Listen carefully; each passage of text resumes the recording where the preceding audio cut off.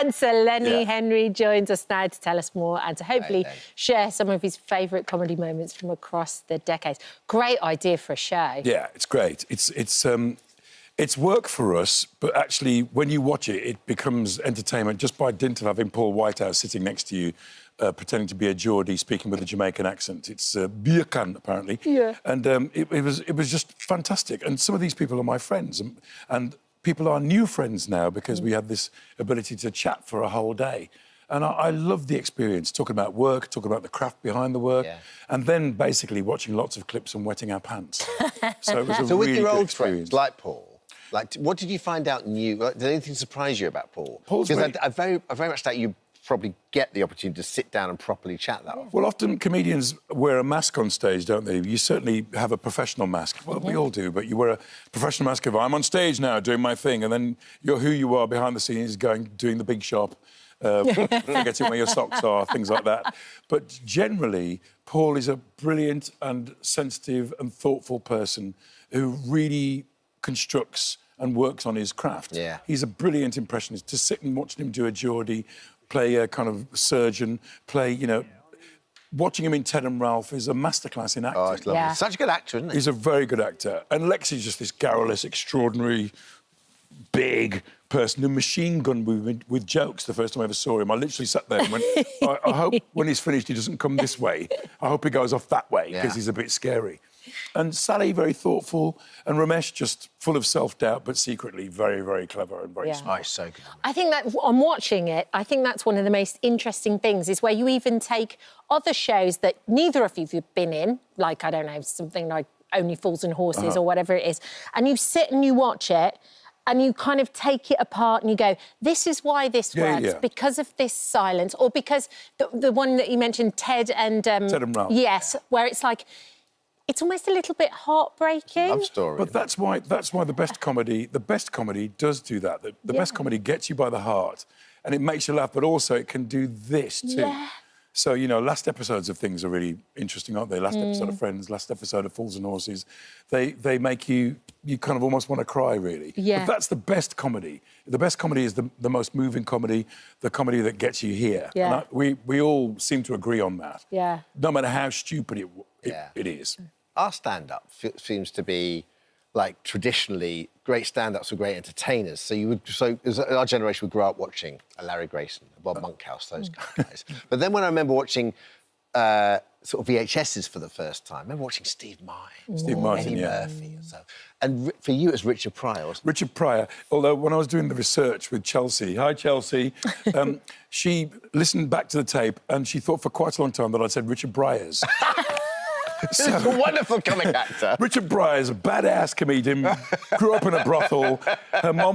His mother was a madame, his dad was a pimp, and, you know, Richard Bryars, extraordinary comedian. You saw that in Ever Decreasing He basically Circles, opened the obviously. vein and let it all out onto the page. And I bet she was thinking, I didn't realise. Right. So funny. But you kind of started in stand-up and stuff like that.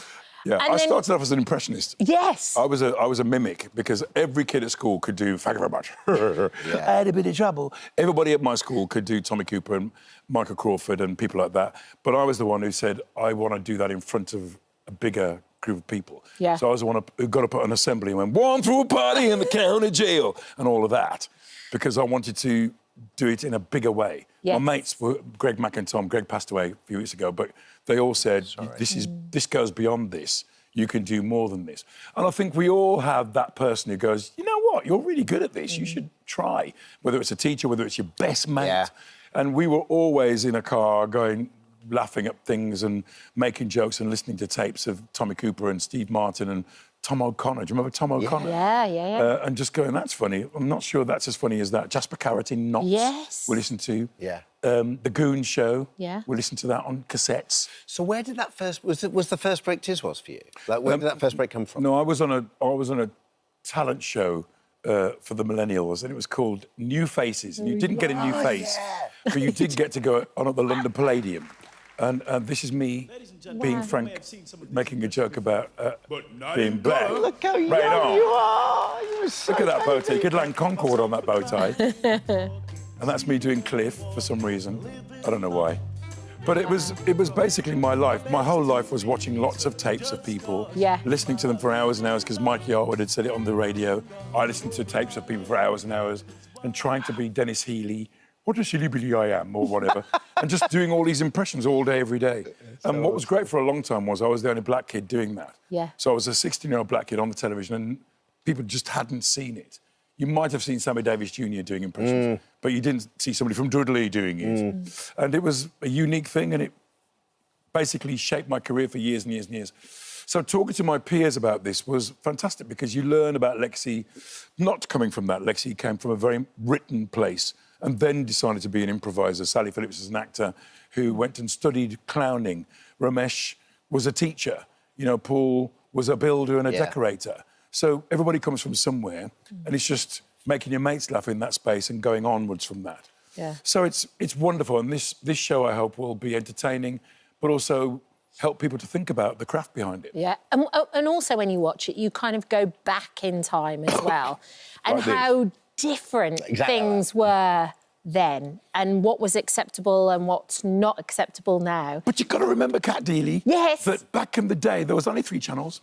That's correct. So you were watching people, and they could do sexist jokes, homophobic jokes, they could do anything they wanted and get away with it because there was only 3 channels. But now, the kids are going, well, I don't want to watch that. Yeah. And they go anywhere because we've got the streamers, we've got cable, we've got everything, and they've got YouTube. They can watch anything they want when they want to watch it. They don't want to be told what to do anymore by somebody saying, you'll watch this comedy now. Yeah. And some comedy still breaks through, but a lot of the offensive comedy that people used to do and get away with, that's not the thing But anymore. also, I think, much like language, it evolves. So in 20 years, what you're watching will be very different to what you're watching now. Oh, they'll just be beaming things into our brain now.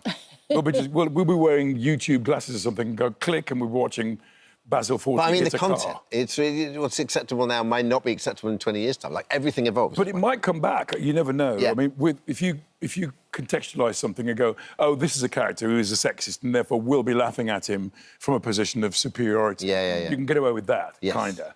But generally, I think you're right. I think people will laugh at different things and choose their moment to laugh at it when they want to laugh at it. Yeah. And that's good, right? That's good.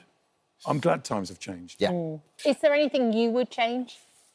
Yeah, I mean, I started off as a 16-year-old copying people that I'd seen on the television, so I told racist jokes about myself. And when I watch it now, I go, I wish I hadn't done that. But actually, if wishes were horses, beggars would ride. So now you just got to learn from the mistakes you made and move on into the future and try and get better role models. Yeah. And you're doing that in loads of different ways. I mean, the theatre, you're writing. I'm in a play next year, darling. I'm doing a one-man show. I've written a children's book. And Dermot, you write children's books, right?